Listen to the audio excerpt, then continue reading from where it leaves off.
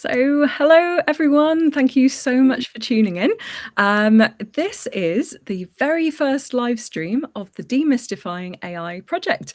We're really excited to get started with this, and we're also really excited to have our very first speaker here with us today. This series is going to be basically a bit of a tour, a bit of an exploration of AI. What is it? How does it work? And how are people using it across the region to make a difference for people and the planet? And so as part of this project, we're going to be running live streams like this one. We've got 6 in total. We're also doing in-person events. So please do keep an eye out on our website and our social media where you can find out about those in-person events. The very first one coming up is going to be the Hatherley Science Fair on the 14th of March in a couple of weeks' time. So please do keep an eye out for that. So in this very first episode, I'm delighted to be joined by Professor Ed Keedwell, who is Professor of Artificial Intelligence at the University of Exeter. He's also the Director of Business Engagement and Innovation in the Department for Computer Science. So Ed, thank you so much for joining us today. Thanks, Natalie. Good evening, everyone. So yeah, I'm really delighted to introduce you, Ed, and I'm just going to give a very quick overview of what your kind of research interests. So Ed particularly looks at how we use AI for making things more efficient, or it's called optimization. And Ed's been looking at optimizing transport systems, telecommunication systems, and water systems in particular. He's also working on a project with Dyson at the moment on ethics and artificial intelligence privacy in private spaces. So we're really thrilled to have you with us today, Ed. And yeah, we've got some questions from our followers that we'd love to discuss with you. And I'm going to encourage everybody who's listening to please do send in your questions as we're going along. We're going to try our very best to get through as many as we can. And we'd love to get a bit of discussion in the chat that we can respond to. I've also put a kind of initial question in there. We'd love to understand where you get your information about AI from. So, whether that's social media or whether it's from the AI itself, we'd love to know. So please do fill that in. I think that's should be in the live chat. If not, post it in the comments. All right. So first question then. So, well, actually, Ed, I mean, this is just kind of set the scene, but could you give us a bit more of a summary of your career path to this point and what led you into being an AI researcher and now a professor in artificial intelligence? How did you get to where you are? Okay. Thanks, Natalie. Yeah, very good question. So, so I studied at a comprehensive school in Somerset and did A-levels, sort of science-based A-levels, so biology, chemistry, and maths. But during my time studying for those A-levels, I also undertook a GCSE in psychology, and I find it fascinating. And it's a sort of real fascinating insight into the workings of the brain, obviously, and psychology itself.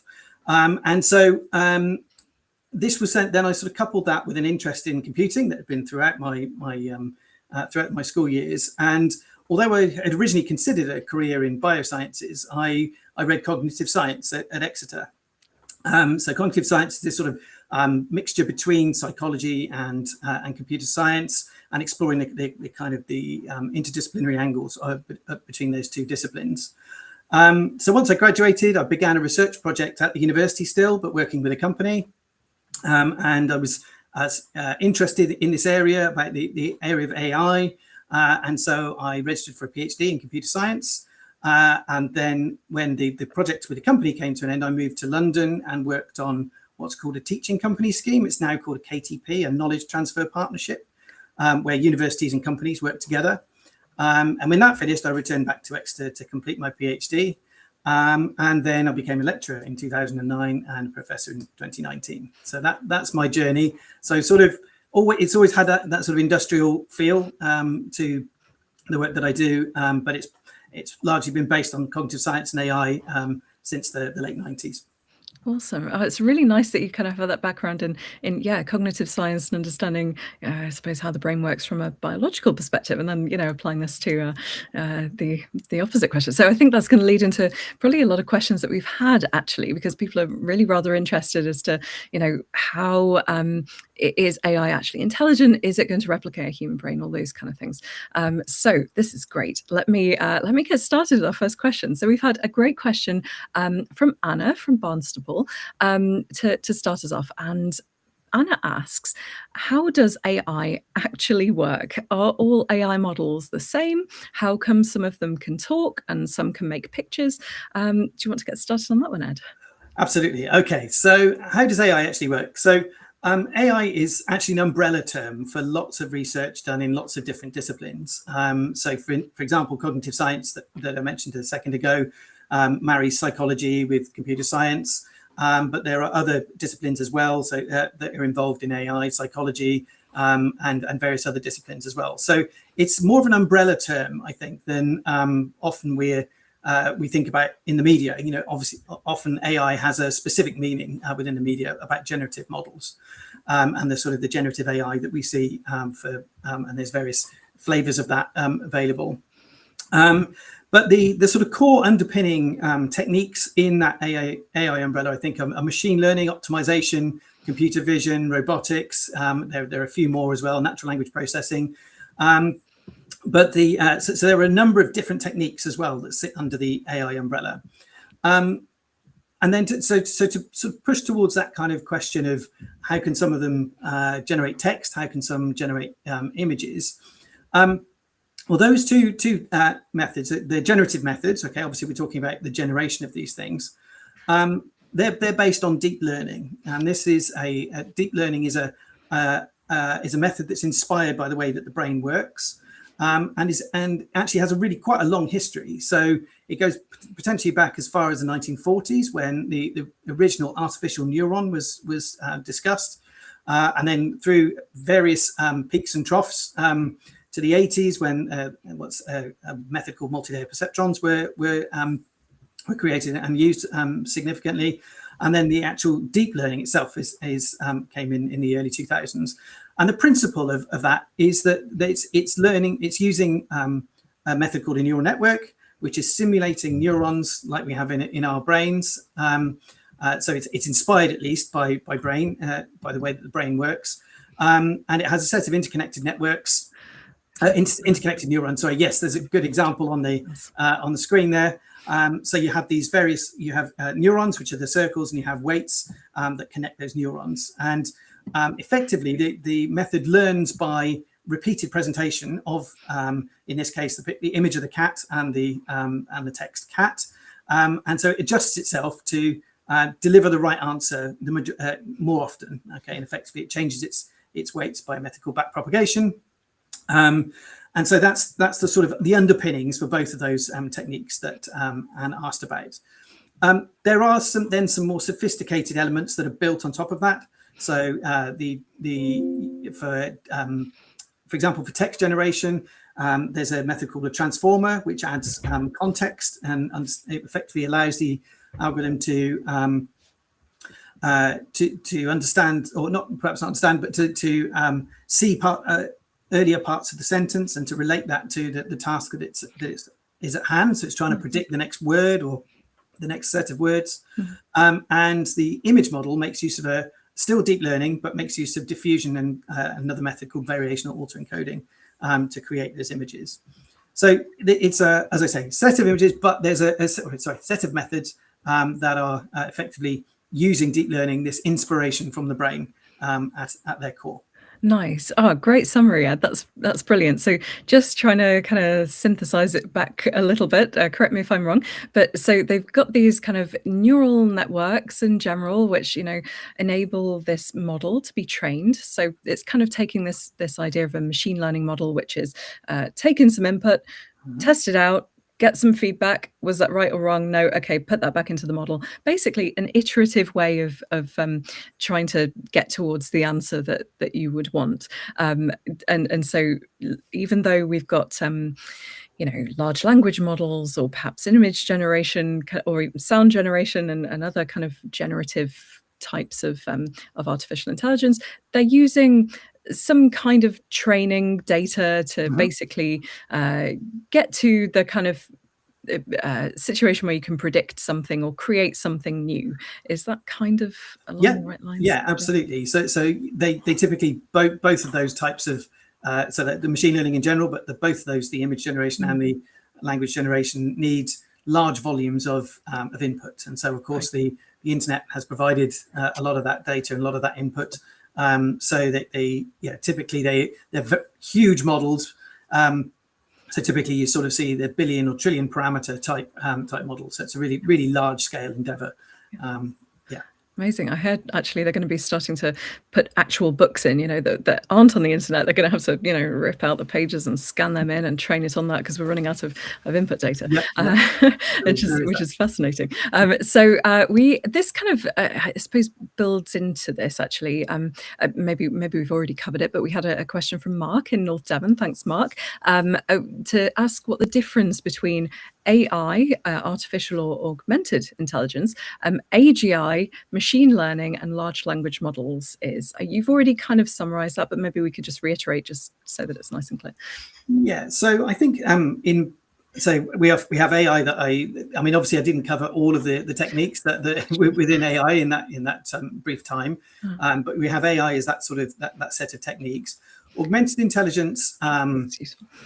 Thank you. Yeah, augmented intelligence, it usually involves a human in some respects. So some of my research actually is looking at incorporating what we call human in the loop. So allowing humans to influence the behavior of AI and allow the AI to influence the behavior of humans, actually. So there is definitely a loop in there to effectively to allow those models to generate better solutions, more human-like solutions. AGI is an interesting one. So typically in the cognitive science community, artificial general intelligence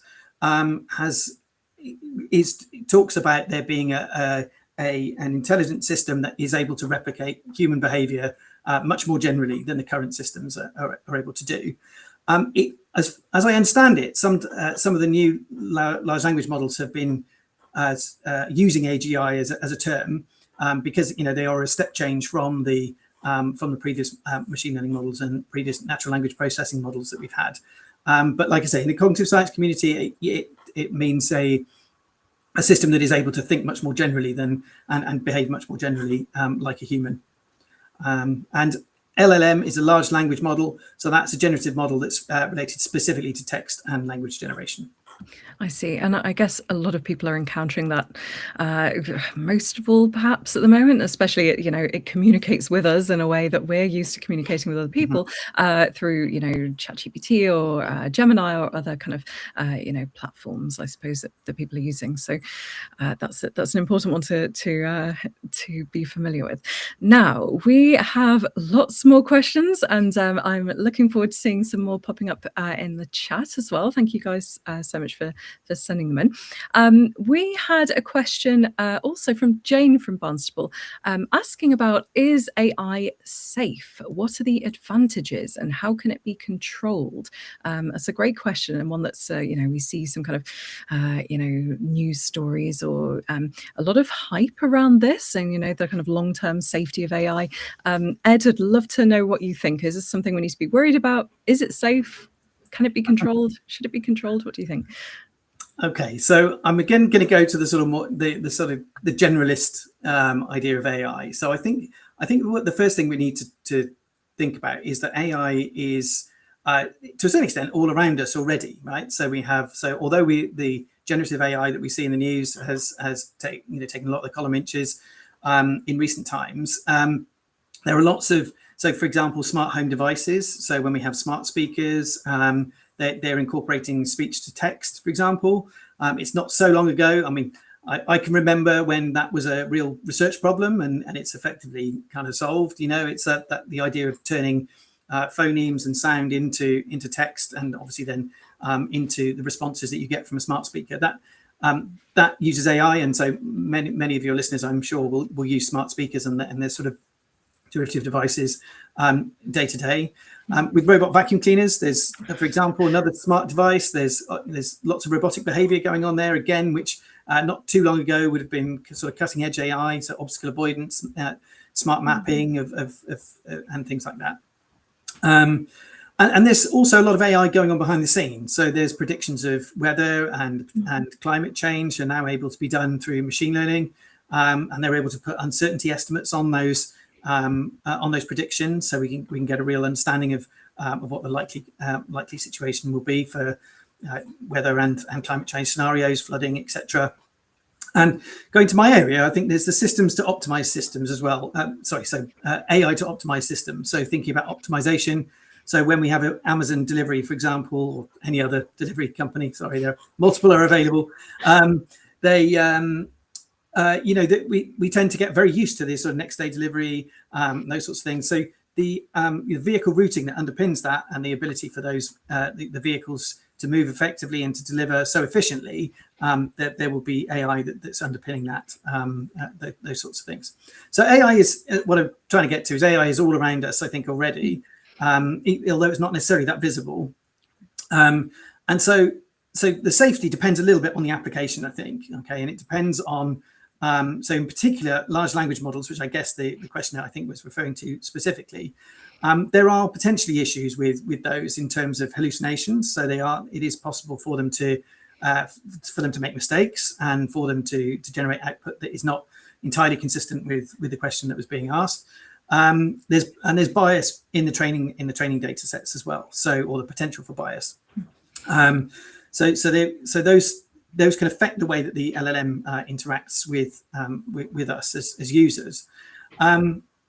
So that there are some safety issues there. Obviously, there are sort of more obvious safety issues, such as those with autonomous weaponry and those sorts of things. That obviously there's sort of difficulties with that. And something that we're just starting to see, I think, is that we're also seeing some junior roles in companies being potentially reduced as a result of AI and LLMs being rolled out within companies. So yeah, there are safety concerns and things that we need to consider. But I think on a technical level, these things can be controlled. So we can see that there are versions of AI with guardrails, for example, that can be implemented by organizations to prevent that sort of unwanted behavior, that hallucination. It's when we release these tools into the wild that it becomes tricky. So you have, when you get unpredictable prompts and data and users all rolled in together, it becomes quite difficult to predict the behavior. And so there's been high-profile recent, well, not that recent, but some high-profile chatbots and LLMs that have caused problems there. And we're also seeing regulation from governments, some governments as well. Right. Yeah, and this is something that so we had a series a couple of years ago, actually, just when AI was, and in particular ChatGPT was really kicking off, and so yeah, I'll link in the chat about that. A really great chat with Roger Taylor, and he was talking more about this, the kind of the frameworks that governments need to probably put in place. He was talking back then about the fact that it was almost closing the door after the horse has bolted kind of thing. So yeah, I mean, I guess it's reassuring to know that people are working on it, but yeah, it'd be interesting to know how quickly and whether it's too late or not. In fact, it's quite interesting because it ties into a question from Jan from Cheshire, asking how can we be sure that AI is monitored and regulated so that it's safe? She says, I can appreciate that the good things that come from it, particularly in the medical field, but I'm concerned that those who wish harm to others could do serious damage. Do you think there's kind of the risk of that in terms of, because there's also the issue, of course, of big tech companies having a lot of power here, a lot of data that people are confiding in, I suppose, as well, and or collecting through our devices and used like that. Yeah, do you think there is this kind of concern there, or is it something that we need to pretty temper with, we're not quite there yet? Or? Yeah, so I think that, yeah, that concern is valid. I sort of was thinking that, from an initial point of view, from the research point of view, we do many types of the AI. Again, thinking about slightly more generally than the LLMs, many types of AI do undergo significant testing before they ever ever leave the lab. So the prediction models and the optimization methods I've talked about will be tested repeatedly on various data sets. There'll be lots of repeated random testing, for example, in my in the optimization methods that I've talked about a little bit.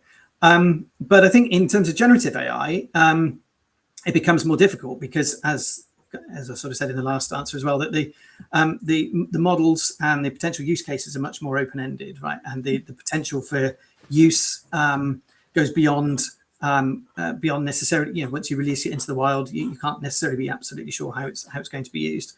There is existing regulation that covers some of this. So, for example, in terms of data privacy, obviously GDPR comes in, and things like the Equality Act are also important for that sort of for that kind of regulation.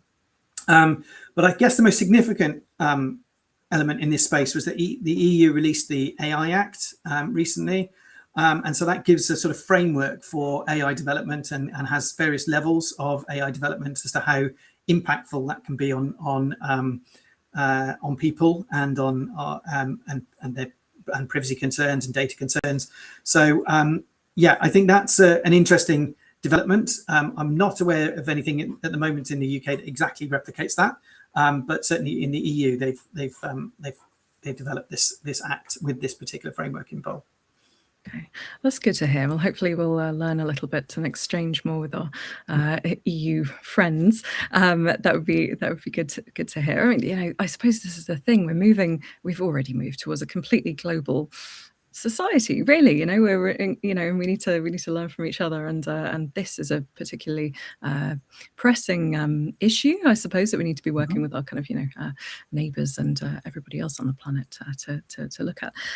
So we have some more questions as well, and we've got one from Steve from Somerset, has asked, when using a company website, questions are usually answered by the use of AI, but we're not always aware of its presence, and should that be changed?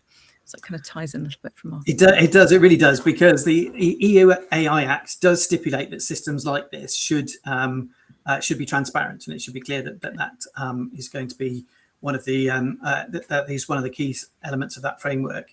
So my particular view on this, I think, is it maybe depends a little bit also on the topic, potentially, or the degree of to a certain degree on the topic and the type of questions being asked. So when I've interacted with some of these, I've noticed that effectively the chatbots, some of these chatbots, not all of them, but some of them are effectively just using the FAQs effectively to answer your question. Okay. And that the sort of the improved natural language interface that you get from an LLM gives you makes it much easier to work with and makes it much easier to talk to, I think, as far as those as far as that sort of information is concerned. So I think where you've got a system that is effectively just making it easier to access existing information potentially on the website, I think potentially it's less damaging, and there's maybe less need for transparency. But when it's a bit more involved and there is personal data involved, or where the topic is of high importance, so in financial discussions or legal discussions, those sorts of things, yes, I definitely think they should be identified. Yeah, that makes a lot of sense. And potentially, I guess there's no harm in identifying all of them, right? I mean, it's just that, yeah, whether or not you regulate that they should be identified, I think is the question here. Yeah, it's a lot of decisions that policymakers have to think about here. But it's great that we've got loads of researchers and advisors, hopefully, that can contribute to this. Next question. This is a little bit of a different question now around art and around kind of copyright and things like this. So we've had a great contribution from Alex in Burlescombe. It's quite a long one. I'm going to summarize. I hope that's okay, Alex. So Alex is a published children's author, an artist and an illustrator, and basically is concerned that the art that was online that Alex has created, and other artists as well, has kind of been effectively taken and used without their consent, without any credit or any compensation, to to feed into these models, and that's concerning, because not only does it mean that it's kind of detrimental to the artists' efforts that they've put in, and reputation perhaps as well, but whether the question is around whether the UK government intends to do anything at all around kind of protecting this intellectual property and copyright. It's not especially I don't know.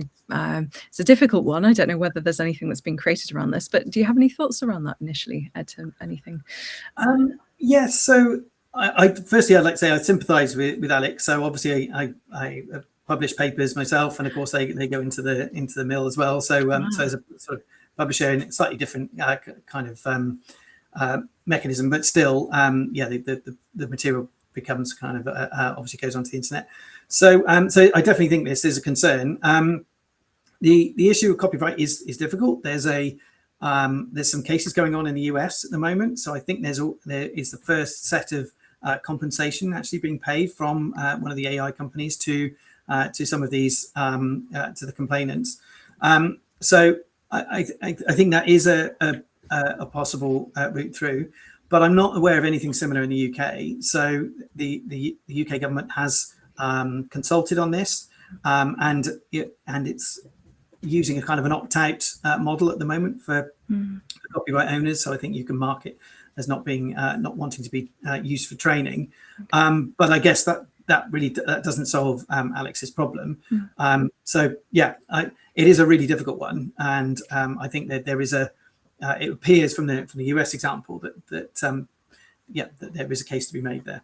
Yeah, and Alex also makes the case in the kind of in the question as well around the fact that the AI couldn't generate these things. For example, if somebody's asking it to generate a logo for them or a picture or whatever, it couldn't generate that without the contributions of everybody who's put any images on the internet. Similarly with academic papers or any other form of I suppose intellectual property. Books, writings, blogs, music, anything like that. So yeah, it is. I suppose as a user's perspective, we almost need to think about what we're getting the AI to generate, and also thinking, where should we be approaching people to generate those, to create things for us, with us.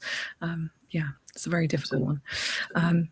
So yeah, thank you very much for that question, Alex. I'm seeing there's some coming up in the chat, that's just great. I've got a couple more to get through, and then we'll get on to those. There was another question around from this is from Steve in Somerset again.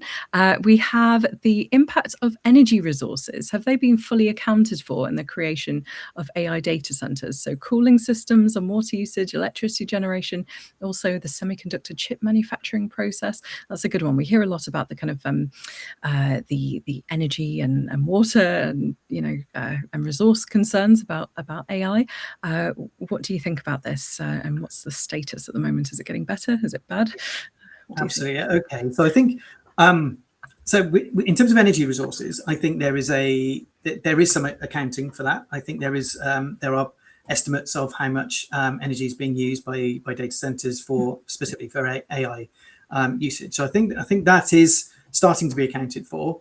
The water, I think, is behind on this. I don't think the amount of water required for cooling is really being accounted for in the same way as the energy. And yeah, I think that's a concern. I work in water systems, and this is something that obviously is under consideration there.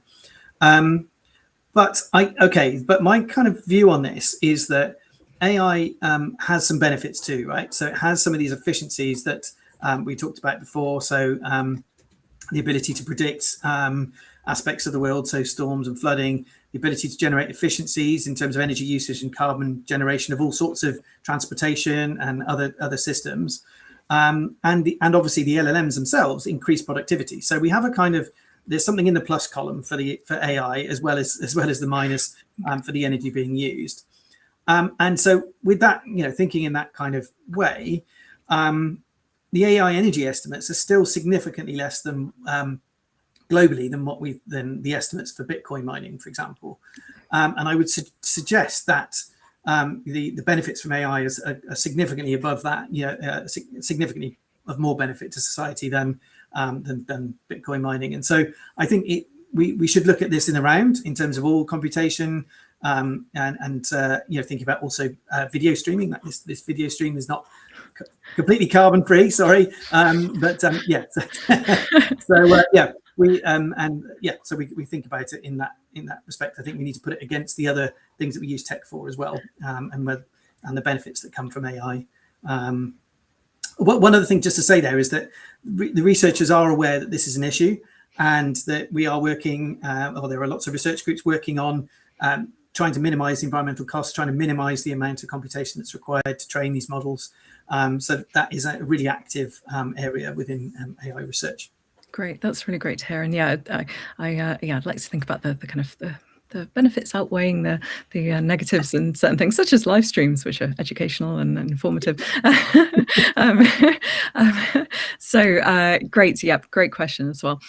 We also have a question from Graham and Leeds, who's asked around, does it operate only from public information, or does it access private data, such as data behind firewalls? That's a very interesting one. I'd like to, yeah, is it inferring data based on packets of information that can't necessarily read? I don't know. What's the information? So I'm not a cybersecurity expert, so my sorry, a little bit of it glitched with the internet there. But as far as I know, these sorts of larger models, the larger generative models, aren't able to go beyond firewalls, so they're not able to access data. It's only data that's sort of publicly available. One thing I was going to say here is that it is, however, possible for organizations to develop their own LLMs. There are various open source packages out there that they can use within a business or within an organization, so behind a firewall, of course, so they can train it on their proprietary data and have the benefits of generative models without necessarily having those having it, working with the cloud and using going beyond that firewall. So that's quite a popular thing at the moment. So generating these specific LLMs around a particular topic that's of interest to the organization behind the firewall. That's definitely something that's on the rise. Okay, brilliant. Another question from this time Cal from Exeter asks, are the current mechanisms that AI models use capable of achieving human-like intelligence? So maybe this is like the big question. Can it be a human-like intelligence or beyond? It's a bit of a different question from the last one, but what do you reckon? Yeah, okay. So yeah, very good question. I guess so here. So basically, the methods are improving all the time, of course. So the types of methods we talked about already, the machine learning, the neural networks, the optimization and generative methods. But I guess it depends how you test human level, okay, or human-like in this case. And there's been lots of discussion about that. I mean, one particular case that I think is particularly relevant here is that in 2025, an LLM passed the Turing test, or was reported to pass the Turing test. So this is where human judges effectively have side by side, they have a human and an AI to interact with, and they have to nominate which is a human and which is the AI effectively. And it's been a game and a test that's been running for many years since Turing first coined it in the 50s. But in the 2025 the judges misidentified the AI as human in 73% of cases. So it passed the study, it passed the threshold, and was therefore considered to be human-like. Okay, in this case. So if you accept that as being human-like, then I think we could say that we already have some capability when we're talking about text. Okay, interacting with these entities through text, through typing. Then there is I think that is we could say that is a potential human-like aspect that's been achieved. And this is pretty remarkable, given that, maybe even 10 years ago, the models weren't really close to doing this. But it's whether you accept that as being human-like enough. And I think for talking about artificial general intelligence, which was a question earlier on, that typically requires is a much higher bar, I think, right? And requires an understanding of the world and of being able to interact with that system, not just through text, not just through language, but through other mechanisms as well, in the way that we usually would. And so at their core, these LLMs are very sophisticated word predictors, and they're very good at dealing with the textual elements here. But they don't necessarily have all of the elements that we would expect in a fully AGI system. So, full reasoning, causality, and those sorts of understandings, which is sometimes why you see they can struggle. Some of them can struggle with mathematics problems, and they sometimes show logical inconsistencies as well when you're interacting with them. Right.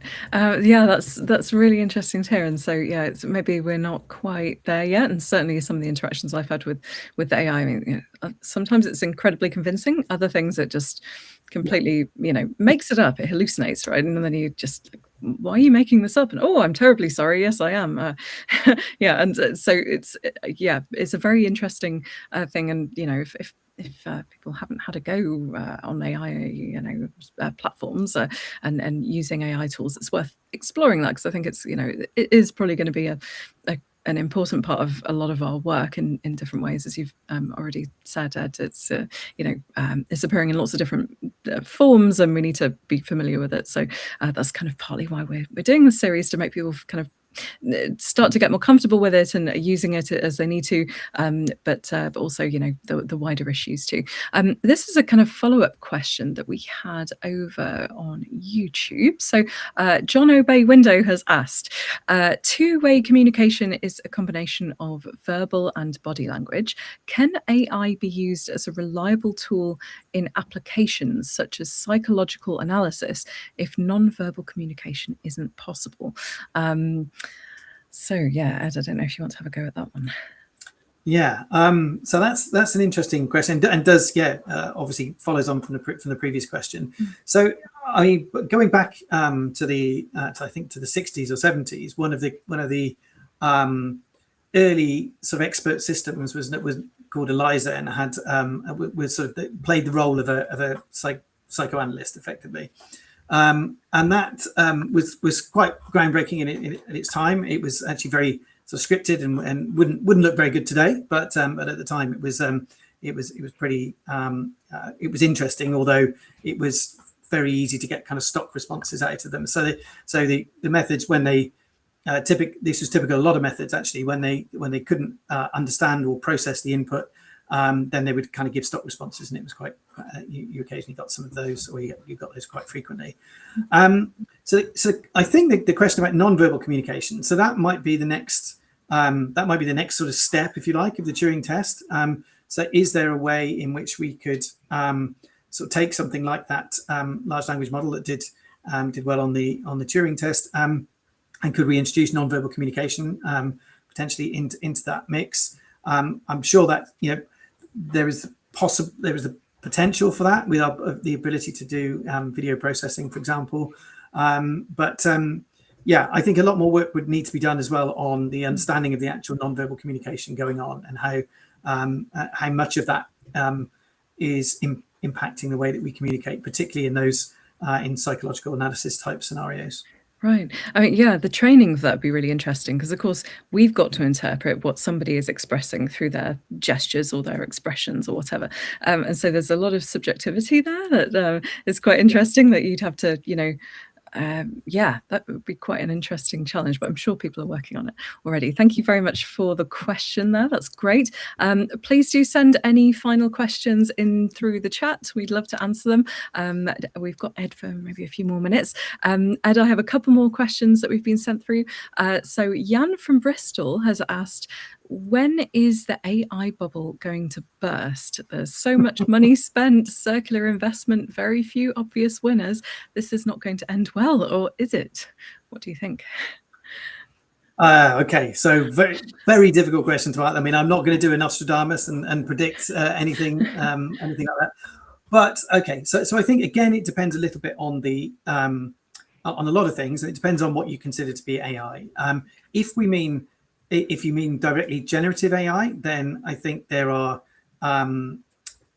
there's obviously an awful lot of money that's going into running those companies at the moment, and the whole kind of ecosystem predominantly in America. So there's an awful lot of money going in. So there's a lot of, and so there's I guess a lot of requirement at some point to generate, you know, the significant profits and things that would be expected from that sort of investment. With that, I think that, so there's a lot of competition as well. Okay, so obviously a lot of companies vying for the same space. All the big players are in the software space and in the internet, etc., are vying for that kind of same kind of space. So I think in that respect, there is likely to be potentially at least a flattening out, I guess. So I think at the moment we're still enjoying the fruits of those models, and the idea that they are actually they are a step change in interacting with humans and allowing the general public and humans more generally to interact with these models and to generate to be more productive and to have and to do all sorts of things that weren't possible, you know, even a handful of years ago. But that's only one aspect of AI. I think the remaining elements, the optimization, the machine learning that's going on, that's helping to run our organizations and businesses and perform prediction and generate efficiencies. I think that's been a much slower burn. And I think that, you know, that has been going on, well, as I mentioned before, you know, neural networks have been around since the 80s, and deep learning is a couple of decades old as well. So that has been a much slower burn. And I think that won't have the same kind of elements of a potential AI bubble that the other elements might do. Okay, excellent. Yeah, that was a tough question, but you answered that very thoroughly. Thank you very much. We have had another question from Callum this time, asking, in my experience with LLMs, their memory is typically quite poor and not human-like at all. Will this ever be fixed? What do you think? Okay, so I don't know quite what you mean by memory here. These methods work by so they do have an understanding of context, and that's been one of the key sort of game changers within LLMs. So the ability to understand the context of previous sentences and of words within a sentence is typically one of the areas that makes them so effective, okay, at predicting words and generating responsible output, generating useful outputs.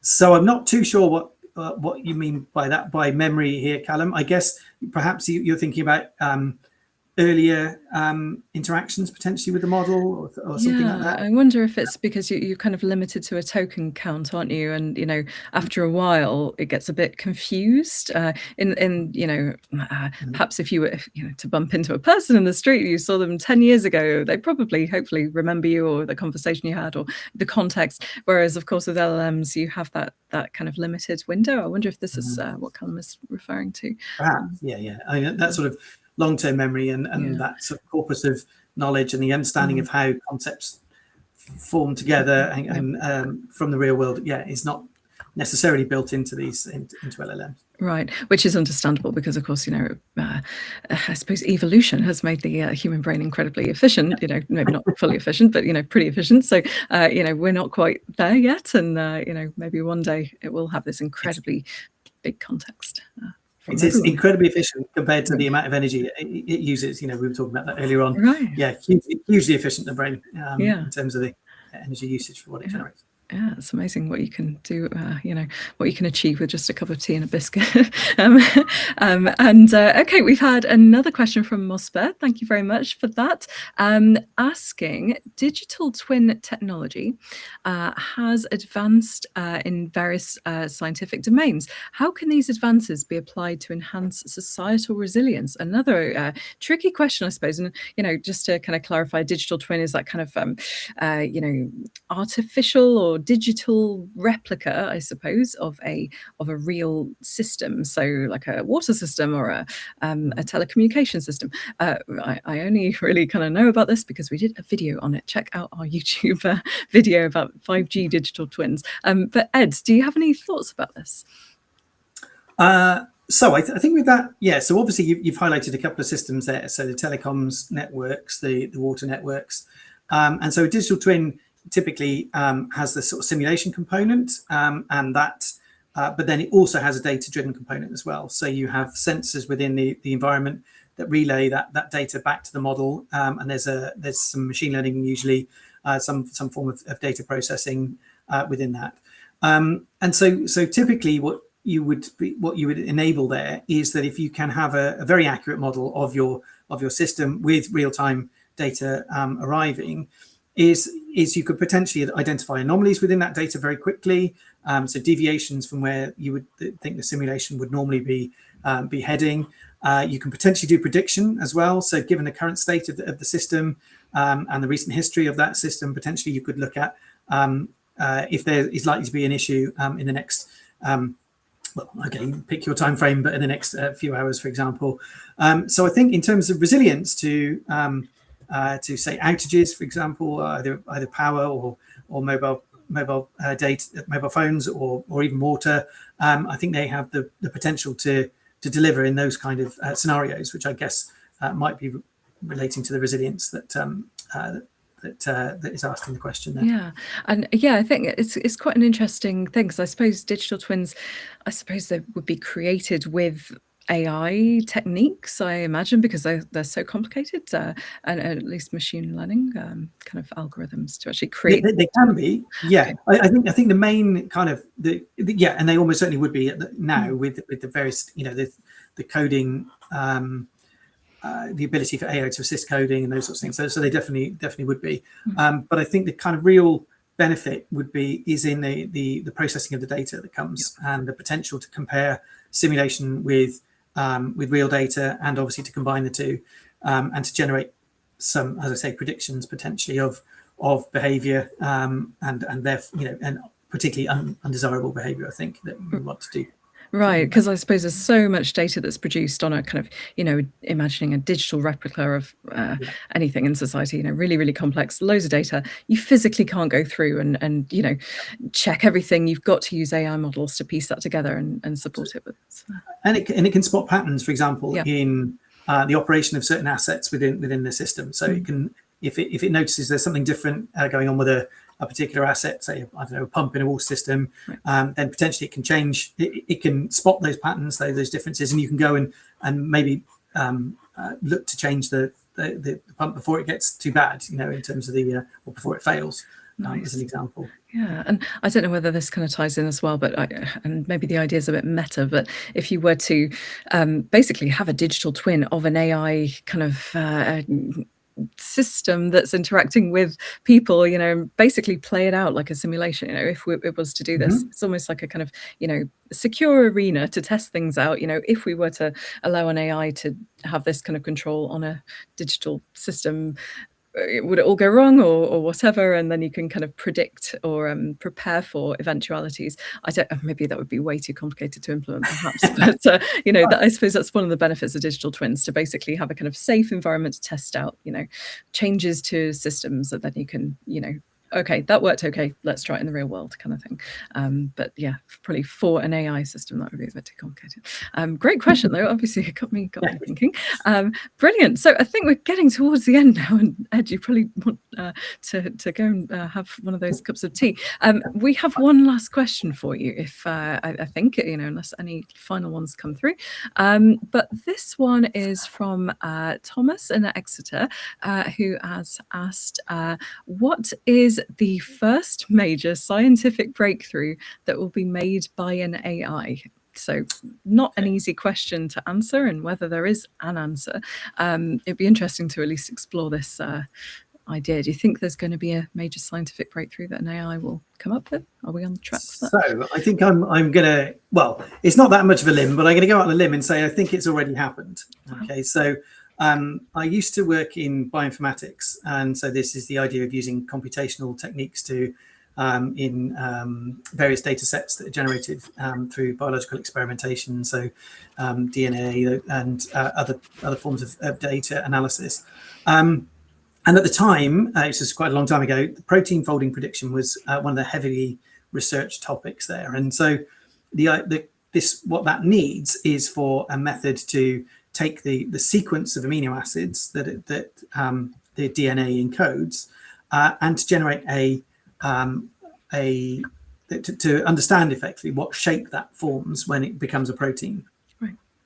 And so what the methods we're trying to do is to predict the protein shape, the folding behavior, and it's a very complex problem because the amino acids interact with one another and they move the shape around. So it's not a sort of simple mapping. And that was a heavily researched topic at the time. But in 2020, DeepMind released AlphaFold, and that kind of led to a step change in this field and in the prediction accuracy that was possible. There were various competitions that it entered and did very well in those.